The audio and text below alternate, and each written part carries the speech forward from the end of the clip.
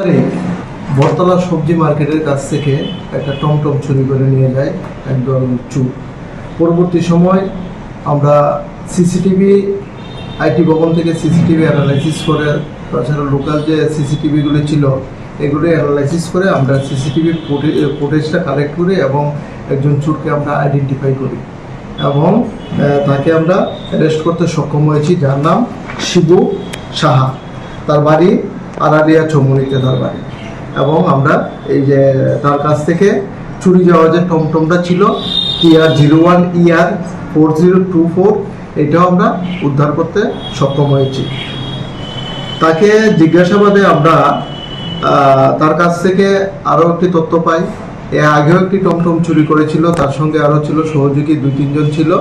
আমরা ওই টমটমটাও আইডেন্টিফাই করতে সক্ষম হয়েছি এবং একটা নাম্বারলেস বাইক, যে বাইকটার নাম্বারগুলি তারা ভেঙে ফেলে দিয়েছে, এই বাইকটা আমরা গ্ল্যামার বাইক একটা রিকভারি করেছি তার মানে তথ্য অনুযায়ী।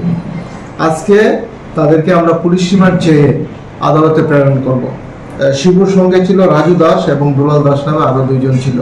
তাদের 3 জনকে আজকে আমরা পুলিশ রিমান্ড চেয়ে প্রেরণ করব এবং তাদের বিরুদ্ধে আমরা স্পেসিফিক একটা মামলা নিয়েছি, West Agartala PS case number 64/25, ঠিক আছে, আন্ডার সেকশন 303(2) and 3/5 BNS।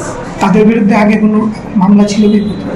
তাদের বিরুদ্ধে, শিবু দাসের বিরুদ্ধে আমাদের এখানে কোনো মামলা নেই, কিন্তু সে অনেকগুলি চুরির সঙ্গে যুক্ত আছে।